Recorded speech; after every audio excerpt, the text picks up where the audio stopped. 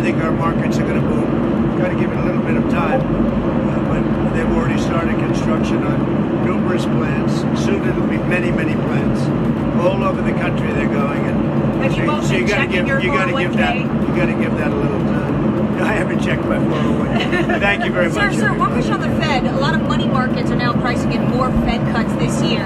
Well, one thing I like is interest rates going down. You see that happening. The 10-year yield, you know went what's below beautiful is 4%. interest rates go down. I like groceries going down. I like eggs going down. If you look at it, and very importantly, the gasoline prices are going down. So a lot of good things are happening. Thank you very much. Thank you. All right, you heard it. You gotta give it some time. But hey, at least you get eggs, right? Because, anyways, here's the deal. Glad we stayed out of trouble. Would I have wanted to, at the end of the day, bought those 453s yesterday? You betcha. They ran 4,000%, and the puts I had today ran in the money. But on the way down, I had 9 green trades. So let's see what's going on here a little bit, shall we? There's your top. We are coming down hard. Now there's a fib situation that works here that shows is going much lower, which is indeed what I think will happen. There's a few spots here that could possibly give us a bounce and catalysts, but do remember the Stow has not bottomed out on the daily.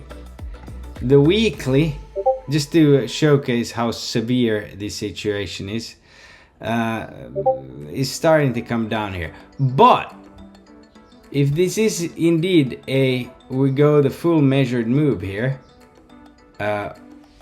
we can possibly go down and see April 2024. Okay, if you watch the market analysis a while back, I said we would go down to here.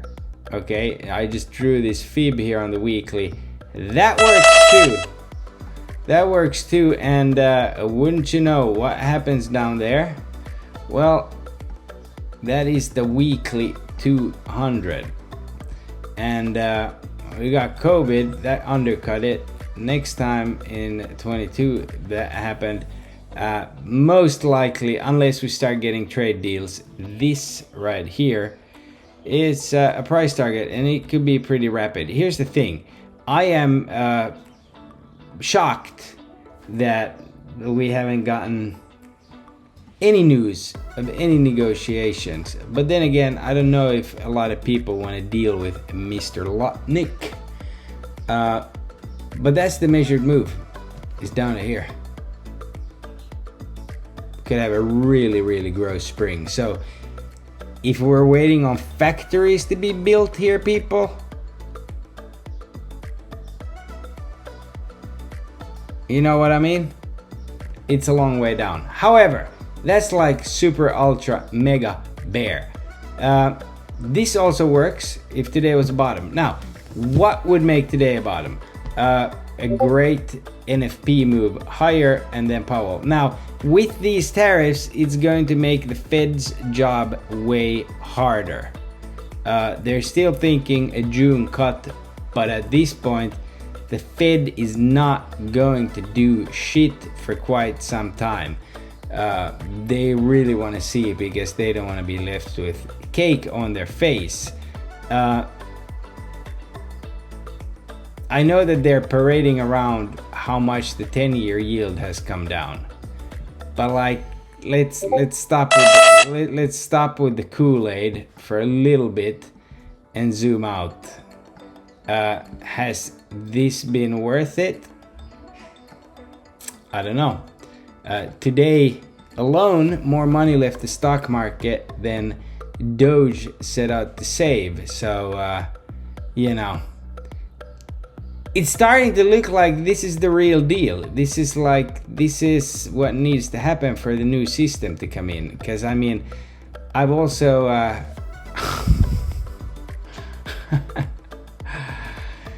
The point here, let me zoom out. Let me take off some of these indicators here so you're not like, whoa, that's disco-esque here, so that I can explain what I'm trying to say here. The 10-year yield, you want to bring it down? It's right in front of you. What brings it down? What brings it down? Complete and utter economical chaos. Went to zero in March 2020.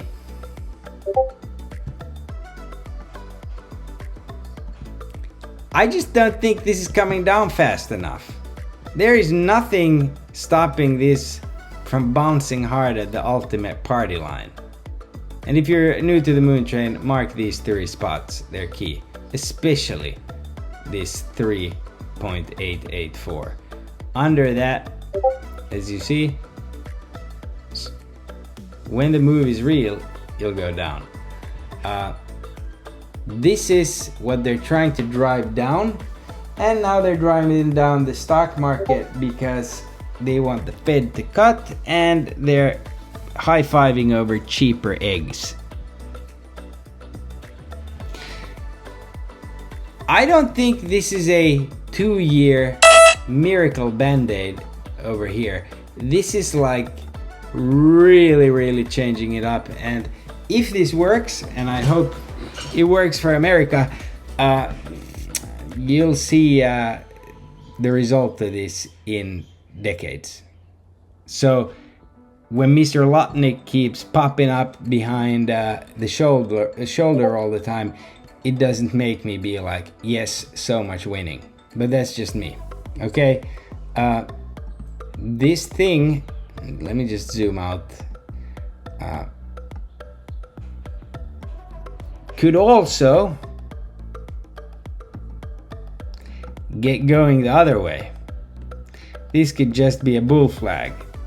So when I say I really hope all of this works, I really hope all of this works because the weekly stow on this thing is bottomed out, and this thing could explode, and you're gonna be wishing you had stagflation.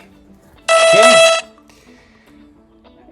Todd, I guess these are coming in after hours for me. That is weird. I gotta reset everything today. Anyways, on with the show. Dollar, we're sitting at a big move here on the daily. As you see, bam, put in highs there. Continued downtrend. Tomorrow could be absolutely huge. If we go to the downside here, people, JPM still has the gap from here to here. They got earnings next week. I expect them to probably have decent earnings. If banks are going to have decent earnings, I'll go through this more next week or over the weekend. But again, we're here. We can keep pulling back, right? We can keep pulling back. So prepare for that. Just because I'm saying there's a good chance to get a move on NFT, that can be down too. Powell might wash his hands off of these completely. I mean, what's he gonna say? Can't really comment on tariffs, can't really comment on anything. So puts my eyes on NFP because then that could be a bottom. Because on SPY today, we did have a level go off that we've highlighted many times before, that 537 hit a timing window. We can definitely bounce from here. Would it be a dead cat? Yeah, once you put in a big low, let's say we bleed all night or NFP gaps us down hard, maybe Powell says something, you're gonna want a huge impulsive move. This is not impulsive. That was impulsive. Today was just slow bleeding, but still came away with 1, 2, 3, 4, 5, 6, 7, 8, 9, 10, 11, 12 green trades. So I'm happy about that. Could have gotten smoked, of course. But again, if you're new watching this, I always go 90-95% cash overnight. Doesn't matter. to me. Tech actually caught this move on Meta. Pretty decent, has taken quite a bit of haircut. But I'm pointing out again, what does this have to do with tariffs? Nothing, right? So that Bollinger Band bounce there, interesting. Okay, Nvidia, something's cooking with the chips. I think this whole sector is going to be faster to react to these tariffs than any other sector, really, in my opinion. But I still don't think that it gets over 127. It's under death cross. Will I be buying it here? Yeah, this here is the Bank of Japan shit show, right? That. So we're looking for something like this, a gap down and a big buy up. And we had a chance to do it this morning. Sorry about that. That is super annoying. We had a chance to do it today, but instead we faded all day, right? Tesla held up pretty strong, but obviously it has gotten the treatment lately big time. But it's holding where it needs to be for now. I think this can still go lower as well. And but I'm just pointing out inside day relative strength didn't eat shit like Mag 7 over here. Apple, someone really wanted to defend that 200 level. Okay, worth keeping him in. That is very bullish on it, right? Into close. But I mean, yeah, looks like absolute dog shit. Gap down, hanging out there. I mean, this gap is going to be, once this fills, we're gonna have another move down. So I'm looking for some impulsive moves in the coming days on the whole market, and you'll see them when they happen. Do not try to front run them. You will get smoked, most likely. Bitcoin also holding relatively well, gotta say that. Keep an eye on it.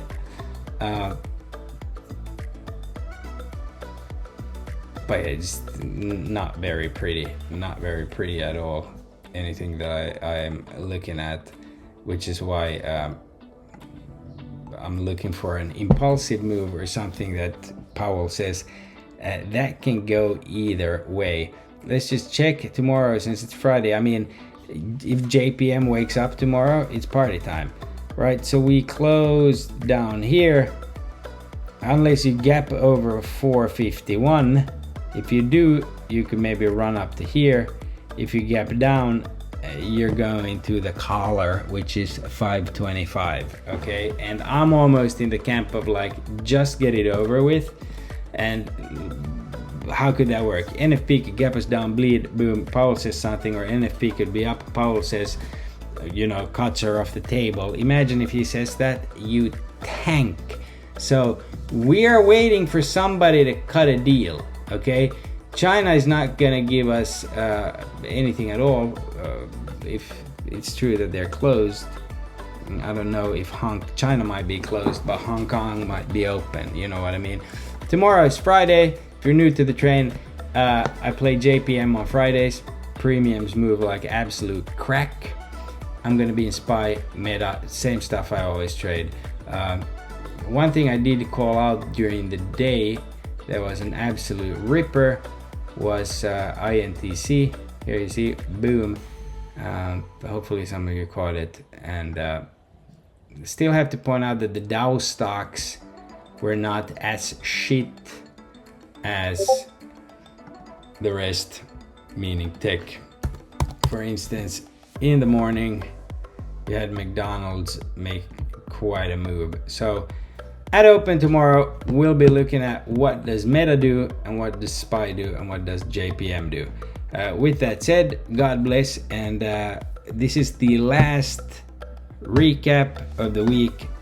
The market analysis on Saturday is a must watch, so make sure to jump on the train and get ready, because as you see, we're hitting levels that I pointed out, and tomorrow we'll see overnight if they start stacking up here. it would be pretty nice. They've really stacked 5400 on ES. This market has a $10 rebound in it, so, or a $10 sell by the looks of it. Gonna be spicy. Do not get cooked. Do not get cooked. Tomorrow, if you're right, you can make a lot of money with a little bit of risk. Do not be trying to be a hero here, okay? So take that in, and also note to self. God bless. See you on the moon train tomorrow.